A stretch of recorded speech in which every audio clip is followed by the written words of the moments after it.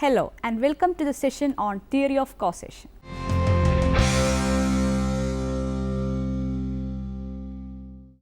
David Hume (1711 to 1776) is one of the British empiricists of the early modern period, along with John Locke and George Berkeley. Although the three advocate similar empirical standards for knowledge, that is, that there are no innate ideas and that all knowledge comes from experience, Hume is known for applying this standard rigorously to causation and necessity. Instead of taking the notion of causation for granted, Hume challenges us to consider what experience allows us to know about cause and effect. Hume shows that experience does not tell us much. Of two events A and B, we say that A causes B when the two always occur together, that is, are constantly conjoined. Whenever we find A, we also find B, and we have a certainty that this conjunction will continue to happen. Once we realize that A must bring about B is tantamount merely to due to their constant conjunction, we are psychologically certain that B will follow A, then we are left with a very weak notion of necessity. This tenuous grasp on causal efficacy helps give rise to the problem of induction, that we are not reasonably justified in making any inductive inference about the world.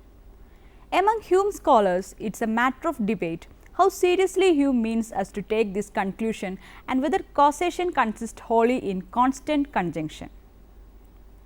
Causation's place in Hume's taxonomy.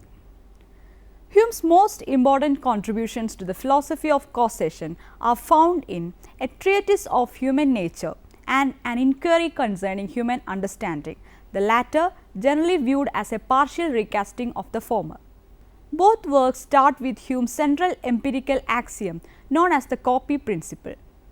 Loosely, it states that all constituents of our thoughts come from experience. By learning Hume's vocabulary, this can be restated more precisely. Hume calls the contents of the mind perceptions, which he divides into impressions and ideas. Though Hume himself is not strict about maintaining a conscious distinction between the two, we may think of impressions as having their genesis in the senses, whereas ideas are products of the intellect. Impressions, which are either of sensation or reflection, that is memory, are more vivid than ideas. Hume's copy principle therefore states that all our ideas are products of impressions. At first glance, the copy principle may seem too rigid. To use Hume's example, we can have an idea of a golden mountain without ever having seen one. But to proffer such example as counter to the copy principle is to ignore the activities of the mind. The mind may combine ideas by relating them in certain ways. If we have the idea of gold and the idea of a mountain, we can combine them to arrive at the idea of a golden mountain. The copy principle only demands that at bottom the simplest constituent ideas that we relate come from impressions. This means that any complex idea can eventually be traced back to genesis constituent impressions. In the treatise, Hume identifies two ways that the mind associates ideas, that is, natural relations and philosophical relations.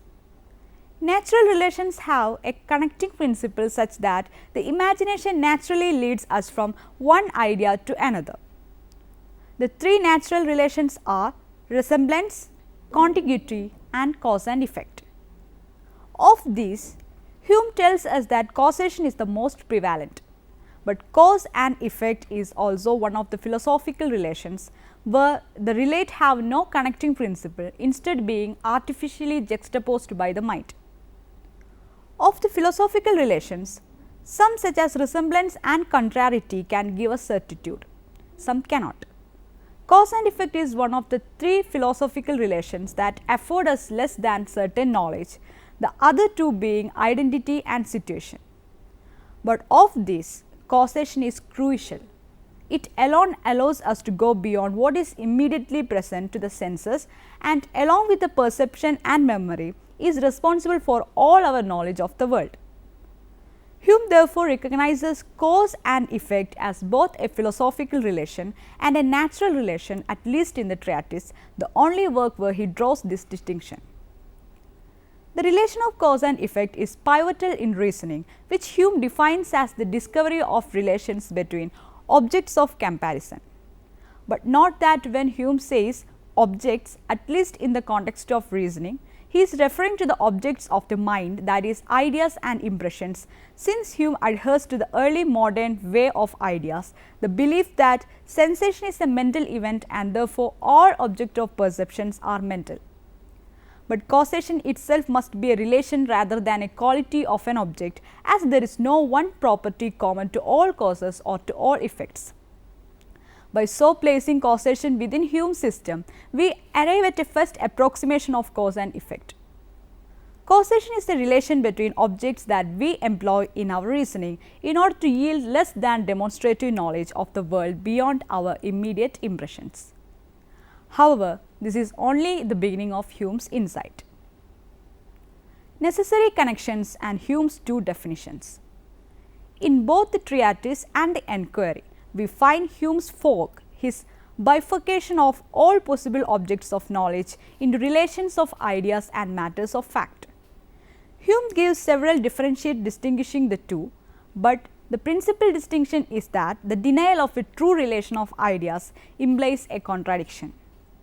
Relations of ideas can also be known independently of experience. Matters of fact, however, can be denied coherently and they cannot be known independently of experience. Although Immanuel Kant later seems to miss the point, arguing for a middle ground that he thinks Hume missed, the two categories must be exclusive and exhaustive. A true statement must be one or the other, but not both, since its negation must either imply a contradiction or not. There is no middle ground. Yet given these definitions, it seems clear that reasoning concerning causation always invokes matters of fact. For Hume, the denial of a statement whose truth condition is grounded in causality is not inconceivable and hence not impossible. Hume holds that conceivability implies possibility. For instance, a horror movie may show the conceivability of decapitation not causing the cessation of animation in a human body. But if the denial of a causal statement is still conceivable, then its truth must be a matter of fact and must therefore be in some way dependent upon experience. Though for Hume this is true by definition for all matters of fact, he also appeals to our own experience to convey the point. Hume challenges us to consider any one event and meditate on it. For instance, a billiard ball striking another. He holds that no matter how clever we are, the only way we can infer if and how the second billiard ball will move is through past experience. There is nothing in the cause that will ever imply the effect in an experiential vacuum. And here it is important to remember that in addition to cause and effect, the mind naturally associates ideas through resemblance and contiguity. Hume does not hold that having never seen a game of billiards before, we cannot know what the effect of the collision will be.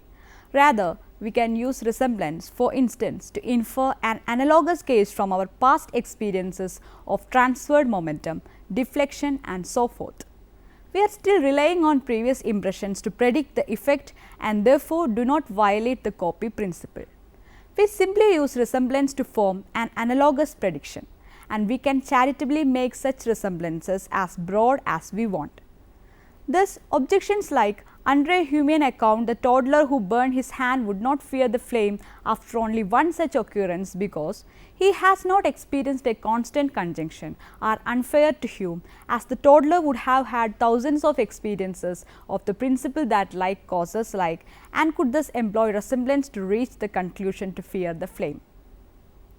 If Hume is right that our awareness of causation or power, force, efficacy, necessity and so forth, he holds all such terms to be equivalent is a product of experience. We must ask what this awareness consists in.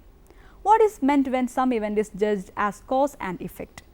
Strictly speaking, for Hume, our only external impression of causation is a mere constant conjunction of phenomena that B always follows A, and Hume sometimes seems to imply that this is all that causation amounts to. and this notion of causation as constant conjunction is required for Hume to generate the problem of induction. Nevertheless, causation carries a stronger connotation than this, for constant conjunction can be accidental and therefore does not get us the necessary connection that gives the relation of cause and effect its predictive ability.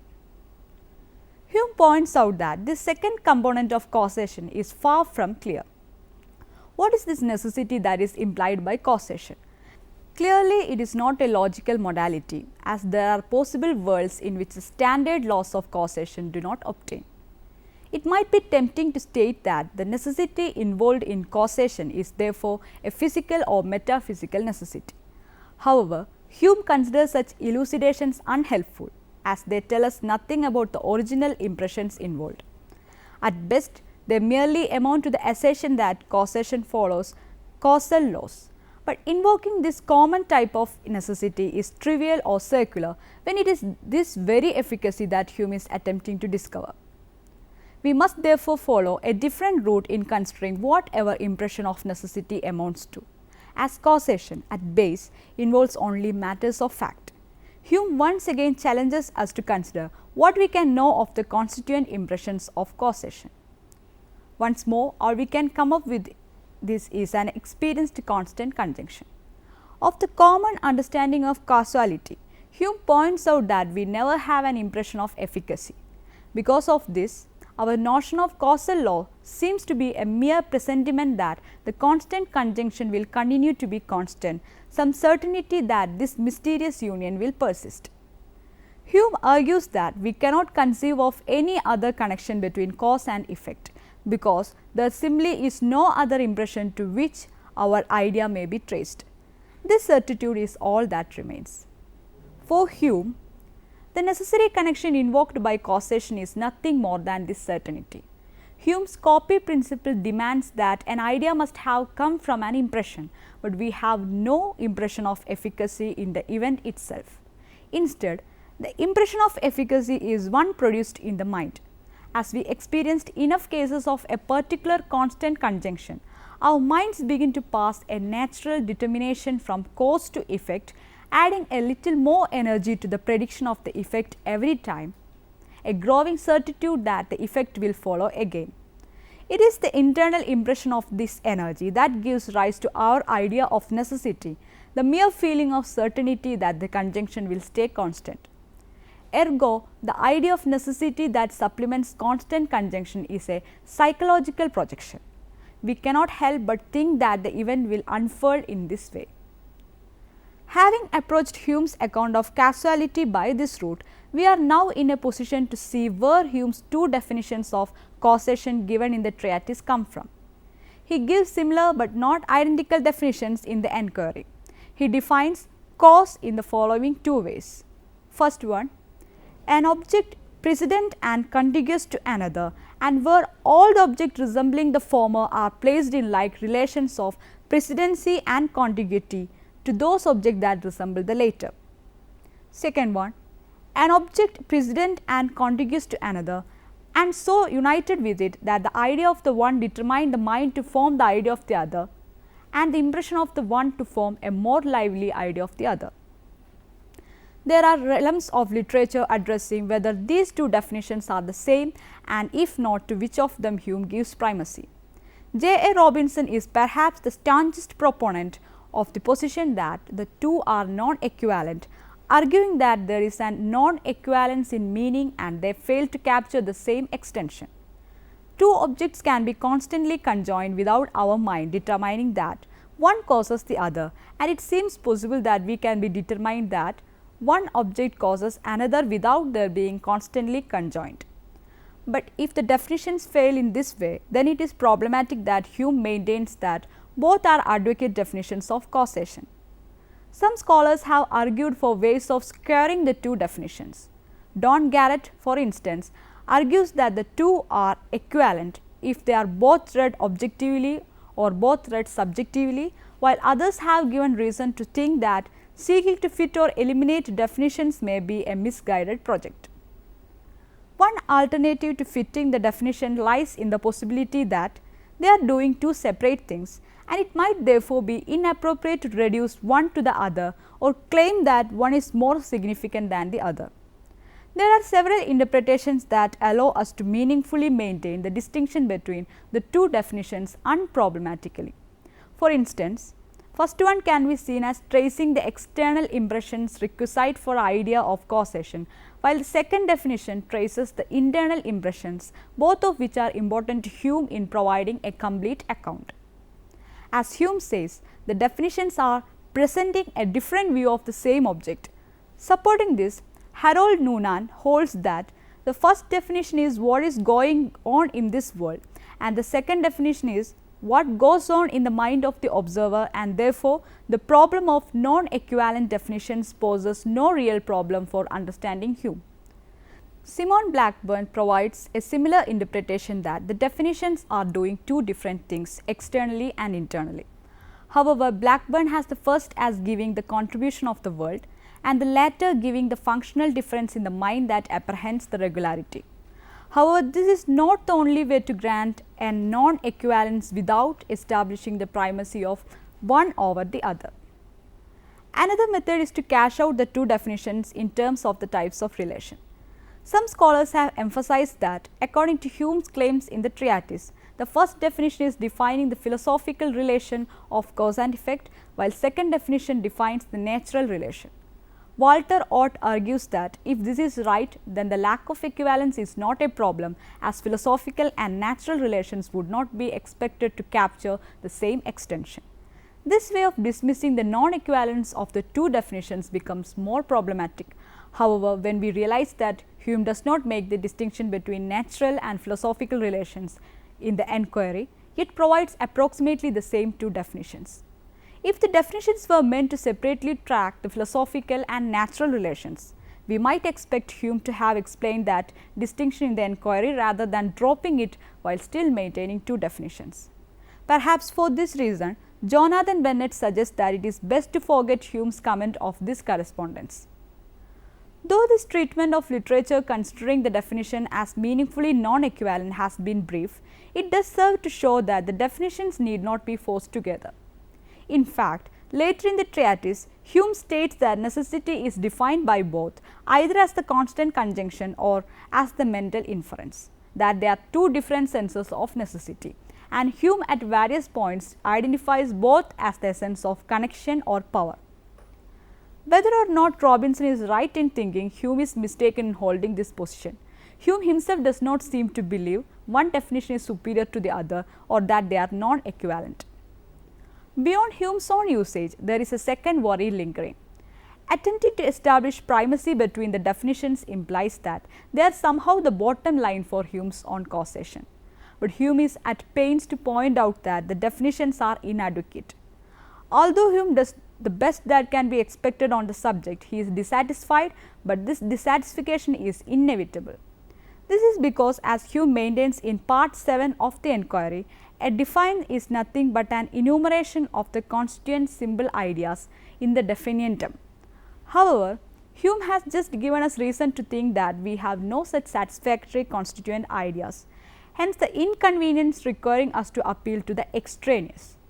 This is not to say that the definitions are incorrect, not that he still applies the appellation just to them despite their appeal to the extraneous, and in the treatise he calls them precise. Rather, they are unsatisfying. It is an inconvenience that they appeal to something foreign, something we should like to remedy. Unfortunately, such a remedy is impossible, so the definitions, while as precise as they can be, still leave us wanting something further.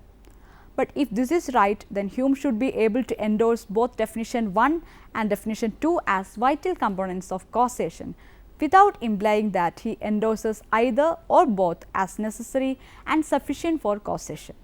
For these reasons, Hume's discussion leading up to the two definitions should be taken as primary in his account of causation rather than the definitions themselves.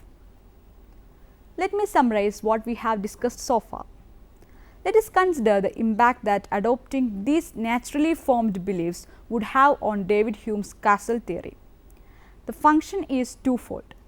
First, It provides some sort of justification for why it might be plausible for Hume to deem mere supposition fit for belief. The other role is to answer the skeptical challenges raised by the traditional interpretation of the problem of induction. It would provide a way to justify causal beliefs despite the fact that said beliefs appear to be without rational grounds. It accomplishes the latter by emphasizing what the argument concludes, namely that inductive reasoning is groundless, that there is no rational basis for inductive inference. As Hume says, reason can never show us the connection of one object with another. In granting such a mechanism, we grant Hume the epistemic propriety of affirming something reason cannot establish.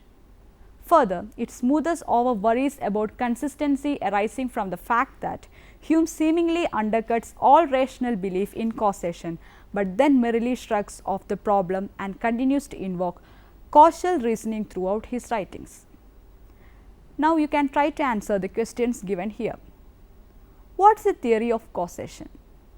Where we can find Hume's most important contributions to the philosophy of causation? Which are the two ways that the mind associates ideas according to Hume? Define logical modality. What is this necessity that is implied by causation? How David Hume defines cause in the two ways? Now, you can go through these reference books for further understanding. A Treatise of Human Nature, written by David Hume, edited by David Fate Norton and Mary J. Norton, published by Clarendon Press, Oxford, UK in 2007. An Enquiry Concerning Human Understanding by David Hume, edited by Tom L. Beauchamp, published by Clarendon Press, Oxford in 2000. The Idea of Necessary Connection in Reading Hume on Human Understanding, written by Edward Craig and edited by Peter Millikan, Oxford University Press, New York. Philosophy Guidebook to Hume on Knowledge, published by Routledge, written by Harold Noonan. Probability and Hume's Inductive Skepticism, written by David Stowe, published by Oxford University Press in 1973. The Skeptical Realism of David Hume, written by John P. Wright, published by University of Minnesota in 1983. Thank you for watching this program. We can meet again with another topic soon. Have a nice day.